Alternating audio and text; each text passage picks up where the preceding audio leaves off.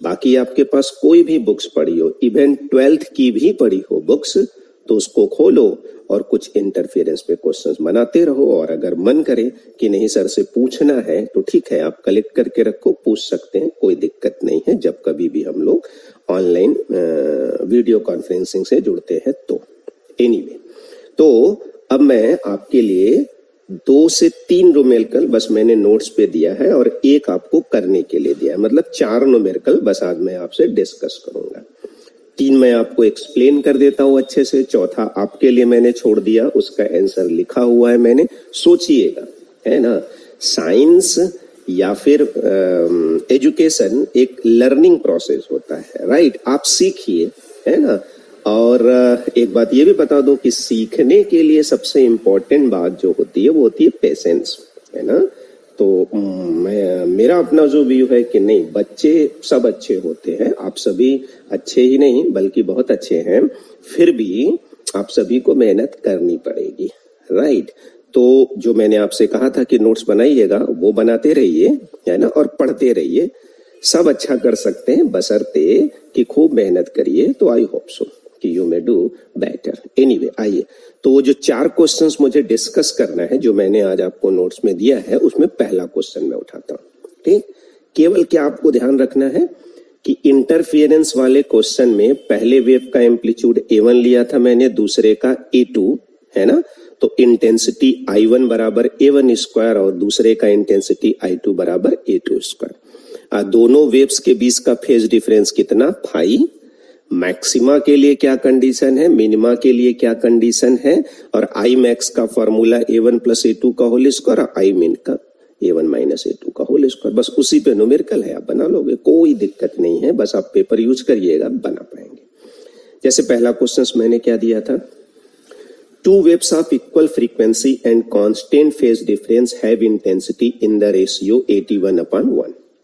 ठीक है, प्रश्न में कह रहा है कि 2 वेव्स हैं जिनके इंटेंसिटी का रेशियो 81/1 है। मतलब क्या दिया हुआ है प्रश्न में, I1/I2 इज इक्वल टू 81/1। मैंने नोट्स में लिखा है, आराम से देख सकते हो। अब वो क्या कह रहे हैं, दे प्रोड्यूस इंटरफियरेंस फ्रिंजेस, मतलब वो दोनों आपस में मिलते हैं तो इंटरफियरेंस होता है, मतलब वो कोहेरेंट वेव्स होगा तभी ना इंटरफियरेंस हो रहा होगा। तो अब आपसे पूछ क्या रहे हैं, deduce the ratio of the maximum to minimum intensity, यानी आपसे I max upon I mean का मान पूछ रहे हैं। और ये क्वेश्चन अक्सर एग्जामिनेशन में आपका आता है, और मेरा अपना व्यू है कि इसमें कोई दम नहीं होता है, मतलब इसमें कुछ भी टफ नहीं होता है, बस आपका कंसेप्ट क्लियर हो, निश्चित तौर पे आप बना सकते, कोई समस्या नहीं है। जैसे अभी आपको I1 अपान I2 का वैल्यू दे दिया, I max upon I mean पूछ लिया, हो सकता है आपको A1 अपान A2 दे दे और आपसे I max upon I mean पूछ ले, तो नो प्रॉब्लम एट ऑल, ठीक है। बस आप चीजों को ध्यान से पढ़िए, सोचिए, और मेरा मानना है कि निश्चित तौर पे आप सभी उसको बना लेंगे, ठीक। तो देखिए मैंने कितना बढ़िया सा सीधे वे में न्यूमेरिकल किया।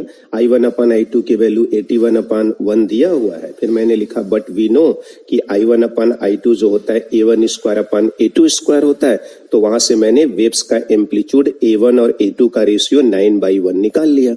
अब क्या करें, 9/1 निकाल लिया तो मैंने कहा चलिए A1 मान लीजिए 9A और A2 मान लीजिए A। अब बताइए आई मैक्स क्या होता है, A1 प्लस A2 का होल स्क्वायर, आई मीन क्या होता है, A1 डिफरेंस A2 का होल स्क्वायर।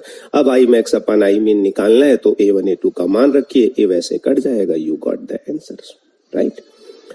देखो एक बात मैं और कहना चाहूंगा कि आप कंसेप्ट समझो, बहुत जरूरी नहीं है कि मेरे ही तरीके से आप न्यूमेरिकल सॉल्व करो तो अच्छा है। मैं तो सिर्फ इसलिए आपको लिख के बताया कि मेरा मानना है कि हम अपनी बात बहुत स्पष्ट कहेंगे तो शायद सबसे अलग लिख पाएंगे, अदरवाइज आप अपने तरीके से भी क्वेश्चंस करना चाहो करो, उसमें कोई दिक्कत नहीं।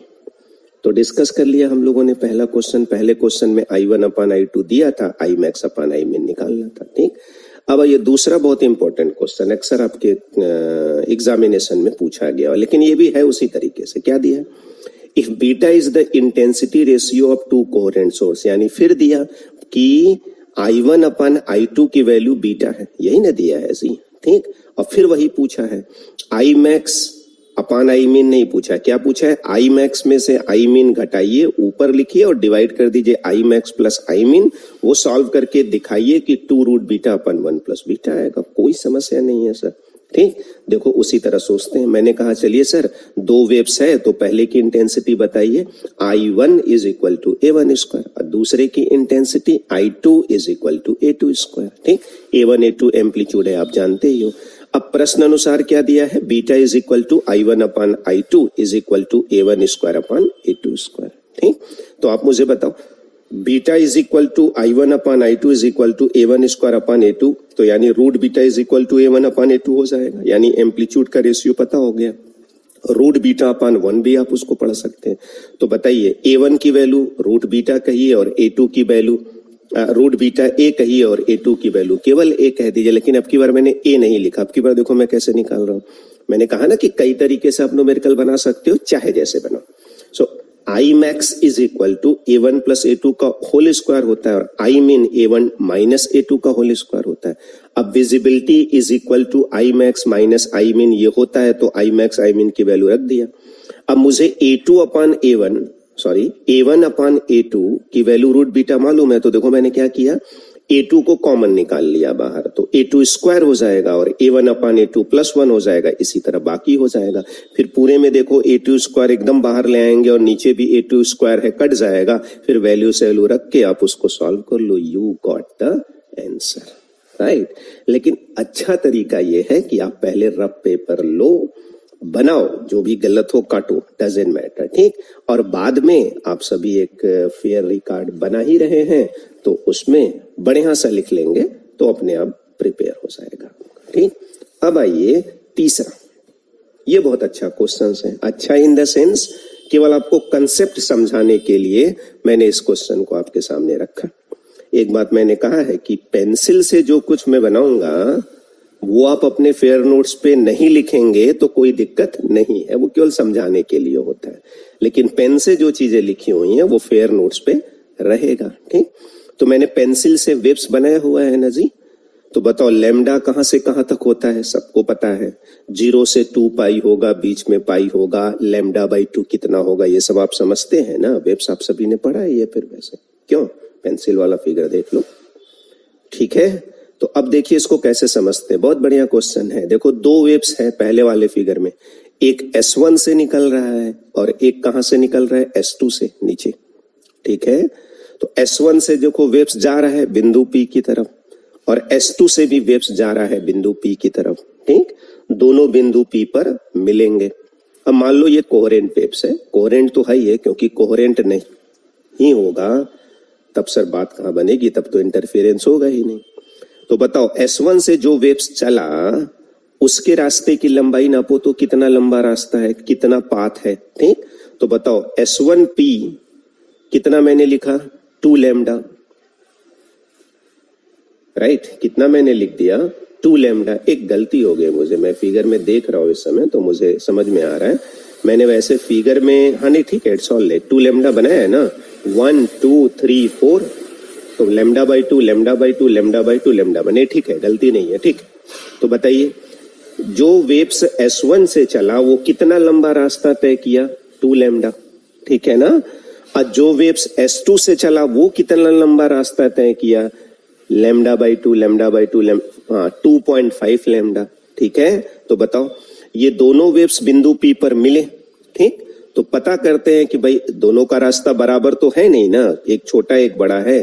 तो बताओ पाथ डिफरेंस कैसे निकाले, S2P माइनस S1P, तो 2.5 लैम्डा माइनस 2 लैम्डा किया तो कितना आया, 0.5 लैम्डा, यानी लैम्डा बाई 2। अर्थात S1 और S2 से चलने वाले वेव्स जब बिंदु P पर मिलते हैं तो कितना पाथ डिफरेंस है दोनों के बीच का, लैम्डा बाई 2।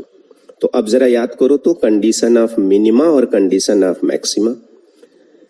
जब path difference odd multiple of lambda by 2 था तो क्या बनता था, मिनिमा। तो बताइए पहले वाले फिगर में बिंदु P पर क्या बनेगा, मिनिमा, है ना। बात समझ में आ रही। जरा उसी तरह दूसरा वाला सोचो तो दूसरे वाले में क्या है, S1 से कितना लंबा रास्ता तय किया, बोलो 2.5 लैम्डा, और S2 से कितना लंबा रास्ता है, 1.5 लैम्डा।